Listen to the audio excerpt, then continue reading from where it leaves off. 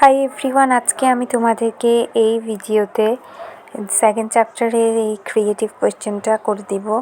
এখানে আমি গাজরের চিত্র দেখতে পাচ্ছি আর অ্যানে আছে একটা গাজরের চিত্র। তো এগুলো নিয়ে আমাকে লিখতে হবে কিছু সৃজনশীল। তো আমি তোমাদেরকে নিজের মতো করে উত্তরটা দিয়ে দিচ্ছি, তোমরা চাইলে দেখতে পারো। এরপরে এখানে 4টা প্রশ্ন থাকছে। What is a cell wall? Why is the mitochondria called powerhouse? মাইটোকন্ড্রিয়াকে কোষের শক্তির ঘর বলা হয় কেন? এটা যেহেতু ইংলিশ ভার্সনের জন্য আমি দিচ্ছি, তো what is cell wall? Cell wall is a rigid outermost layer found surrounding plant cell, fungal cell and bacterial cell. It provides structural support, protection and maintains the cell's shape. তো এটা বইয়ে যেটা আছে ওই সেল ওয়ালের ডেফিনেশনটা দিতে পারো, চাইলে আমারটাও দিতে পারো। কোষ প্রাচীর, প্রাচীর দ্বারা তো বুঝতে পারতেছো এটা প্রোটেকশন দিবে। আর এটা সাধারণত উদ্ভিদের কোষে থাকে, ব্যাকটেরিয়ার কোষে থাকে, ছত্রাকের কোষে থাকে। Why the mitochondria call the powerhouse? মাইটোকন্ড্রিয়াকে কোষের শক্তির ঘর কেন বলা হয়? তো তুমি প্রথমে লিখবা মাইটোকন্ড্রিয়াটা জিনিসটা কি এবং এটার কাজটা কি। এরপর এই অ্যান্সারটা লিখে দিবা যে মাইটোকন্ড্রিয়াকে কেন কোষের শক্তির ঘর বলা হয়। মাইটোকন্ড্রিয়া আর স্মল মাইটোকন্ড্রিয়া হচ্ছে ছোট। তোমাদের বইয়ে একটা লেখা আছে যে মাইটোকন্ড্রিয়াকে কেন কোষের পাওয়ার হাউস বলা হয়, ওইটা চাইলে লিখতে পারো, কিংবা আমার এটাও লিখতে পারো।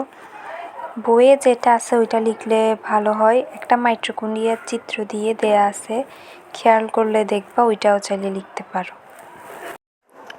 Why is figure and colored though it is a root? এখানে বিয়ের চিত্রটাতে আমরা দেখতে পাচ্ছি গাজর, ক্যারট।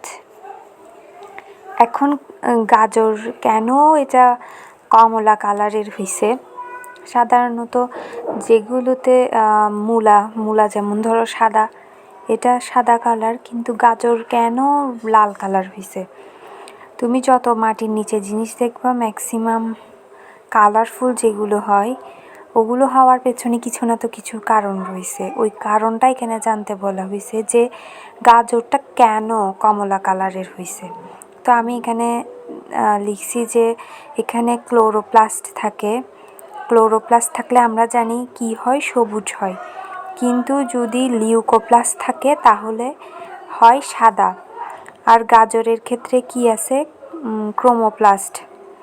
ক্রোমোপ্লাস্ট থাকলে কমলা হয়, লাল হয়। দেখবা যে গাজর হবে কমলা, বিটরুট হয় রেড কালারের, কিন্তু মূলা এগুলো দেখবা সাদা কালারের। কারণ এখানে প্লাস্টিড যে 3 ধরনের পড়ছো, ওই 3 ধরনের মধ্যে গাজর পড়তেছে ক্রোমোপ্লাস্টের মধ্যে। আর গাজরের এই ক্রোমোপ্লাস্ট থাকার কারণে গাজরের মধ্যে কালারটা শো করতেছে। কিন্তু যদি লিউকোপ্লাস্ট থাকতো তাহলে লিউকোপ্লাস্ট থাকার কারণে কোনো কালার শো করতো না। যেমন ধরো মূলা রেডিশ, কোনো কালার নাই।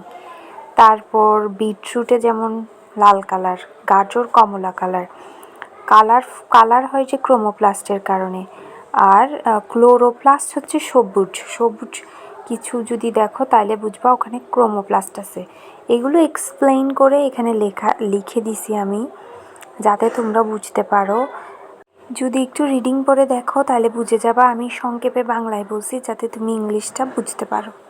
তো ডিতে চলে যাই।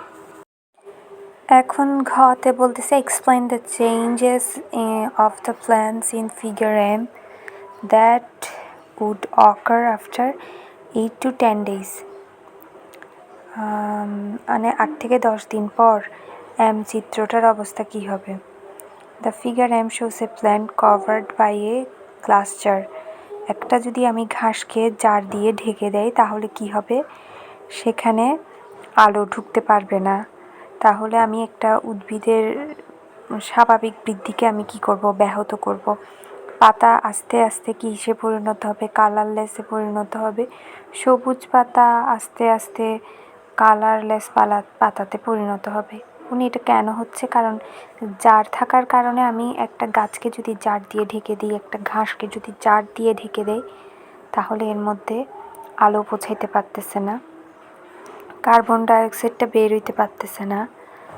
তারপর এটার কালারটা চেঞ্জ হয়ে যাচ্ছে, সবুজ পাতা আর সবুজ থাকতেছে না, হলুদ, তারপর একদম কালারলেস, তারপর একদম শুকনো হয়ে মরে পড়ে যাবে এই অবস্থা আর কি। তো এই জিনিসগুলো কেন হচ্ছে আমি সেটা এখানে এক্সপ্লেন করে দিয়ে দিছি। যে লিমিটেড সানলাইন, যে পর্যাপ্ত পরিমাণ ও কি পাচ্ছে না, সূর্যের আলো পাচ্ছে না। কেন? কারণ তুমি জার দিয়ে ঢেকে দিছো। তারপর হচ্ছে কার্বন ডাইঅক্সাইডটা বের হইতে পারতেছে না, যার ফলে ওর যেই প্রক্রিয়ায় ও কাজ করে সেই প্রক্রিয়ায় ও কাজ করতে পারছে না। তারপরও পর্যাপ্ত পরিমাণ পানি পাচ্ছে না, ও জলীয় বাষ্প রিলিজ করালে ওইটা বের করতে পারছে না। প্রস্বেদন প্রক্রিয়া ঠিকমতো সম্পন্ন হচ্ছে না, সালোক সংশ্লেষণ প্রক্রিয়ায় ব্যাঘাত ঘটছে। পাতা আস্তে আস্তে সবুজ পাতা আস্তে আস্তে কিসের পাতায় পরিণত হচ্ছে, হলুদ পাতায় পরিণত হচ্ছে। এরপরে এর বৃদ্ধিতে বাধা প্রদান করছে। এই সব জিনিস হচ্ছে 8 থেকে 10 দিন পরে এই জিনিসগুলো হবে। তো আমি এগুলো এক্সপ্লেন করে দিছি এখানে ইংলিশে। যাদের বুঝতে অসুবিধা হচ্ছে আমাকে জিজ্ঞেস করতে পারো, আপু বুঝতেছি না, আমি চেষ্টা করব বুঝিয়ে দেওয়ার জন্য।